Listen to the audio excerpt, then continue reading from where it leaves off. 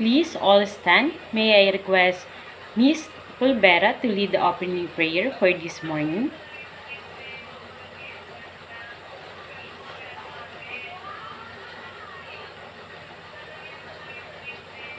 Amen. Good morning, class. Before you take your seats, kindly pick up the pieces of paper on the floor and arrange your chairs properly. Now everything is in order, so you may now take your seats. Who is the secretary of this class? Miss Arquines, is there any absent today? Very good. So last meeting, I gave you an assignment, right? Okay, kindly pass it forward. Alright, before we start to our formal discussion, let us have a short recap of what we have discussed on our last meeting. So based on the previous discussion that we had, Ma'am Pulintang discussed all about farm works that involves using chemical and hazardous tools and equipment. Can anyone from the class who can share their understanding about that? Yes, Miss Tanawan. Okay, very well said. Another one who wants to answer? Yes, Miss Gonzalez. Very good. It seems that you really understand our last topic. So before we proceed to our topic for today, let's have a game, class. Our game for this morning is entitled Guess the Gibberish Word. Everyone, kindly read the mechanics. So did you understand the mechanics, class? Great, let us start the game. You may now go to your respective groups or major.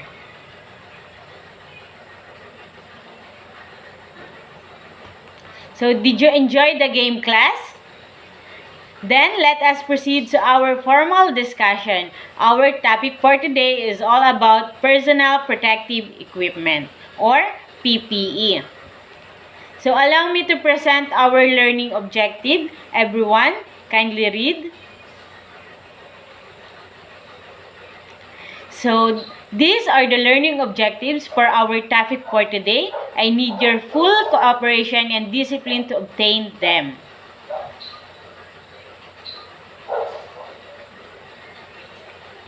Now I know that you are all familiar with the word PPE, but can anyone from the class share their insights when you hear the word PPE? What do you think is the relevance of the game that we did earlier in our class this afternoon? Yes, Miss Pulvera?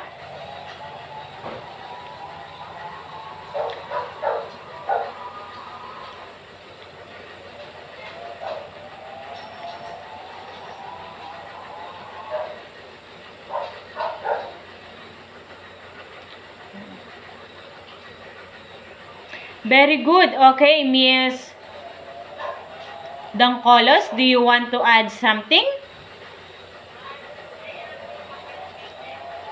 Very well said. So it seems that you have an idea about PPE. Just to have a brief definition of it. PPE is a protective gear that secures the safety and minimizes the possibility of any accidents that may occur during farming. So now this afternoon, we will discuss the different PPE used in farming. Okay, who wants to read the first slide? Miss Miraples? Okay, Miss Miraples, what you have understand with that? Okay, very well said. Just what like I've said earlier, PPE is a protective gear and it is not only designed for safety and damage reduction, but also to improve the productivity and profits due to reduction of possible accidents that will greatly affect the profit if any accidents occur. Through the help of proper usage of PPE, these are the benefits that every farmer will attain. Is it clear, class? Can you still follow? If there's no question, let's move on to another slides. Okay, who wants to read the second slide? Yes, Miss Tanawan? Okay, Miss Tanawan, what have you understand with that? Very well said. This is also used in farming to lessen the possibility of any accidents that may occur on the farm. Is it clear, class? Can you still follow? If there are no questions, let's move on to the other slides. Okay, who wants to read the third slide? Yes, Miss. Mr. Floyd Manalo? Okay, Mr. Floyd Manalo, what have you understand with that?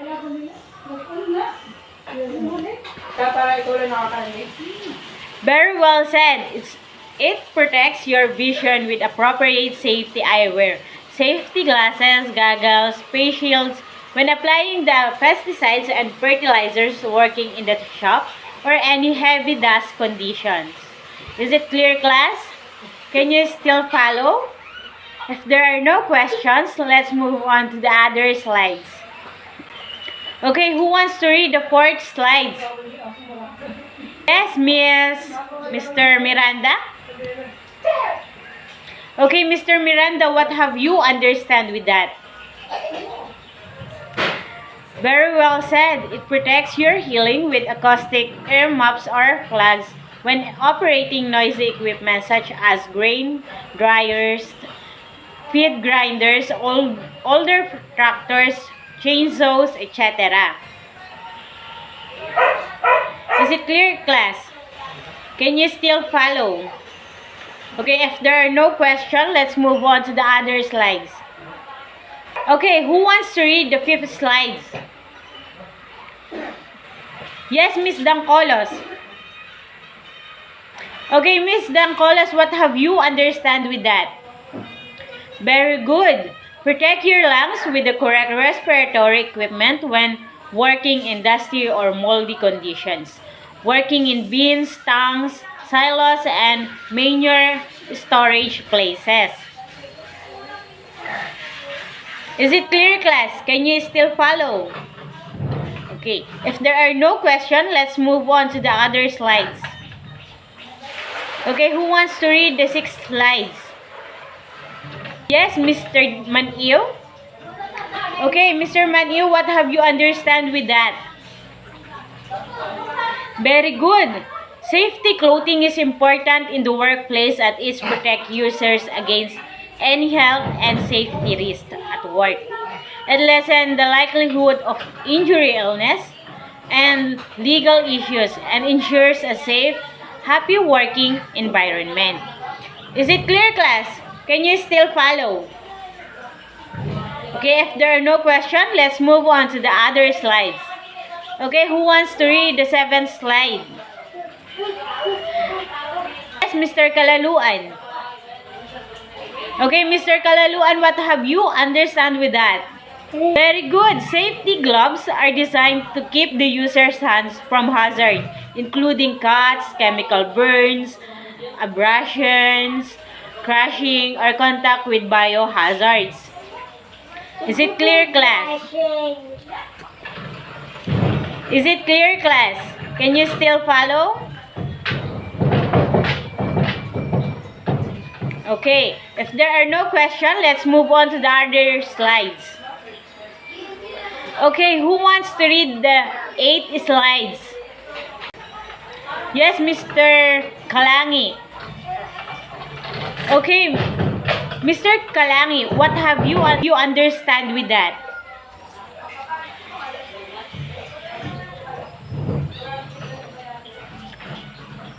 Very good. Safety footwear is essential to ensure safe and healthy feet. Steel-toe boots and shoes protect the user's feet.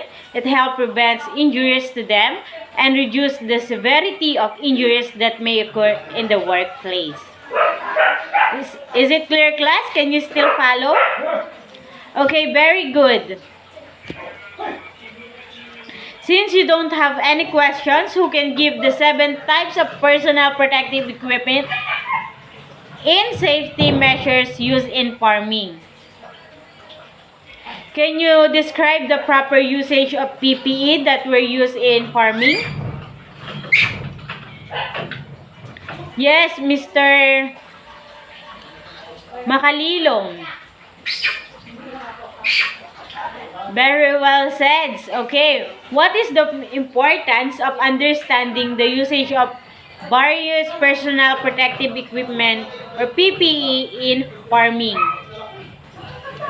Very well said. It seems that you really understand our topic for this afternoon.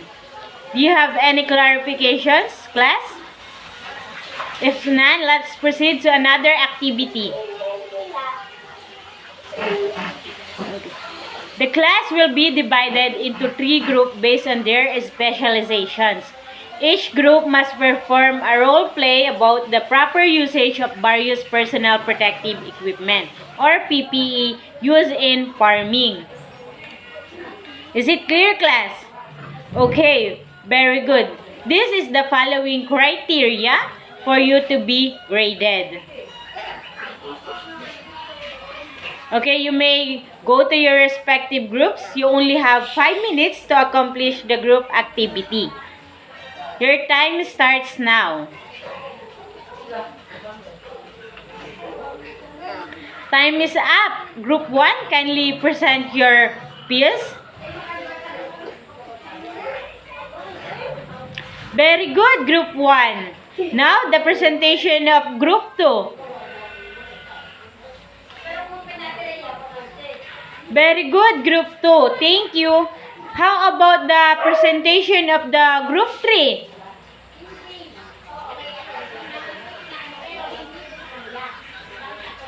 Very good, Group 3. Give all yourselves a round of applause. Okay, class, with that, kindly close all your notes and get crosswise of yellow paper. Everyone, kindly read the directions. Okay, you may now start answering.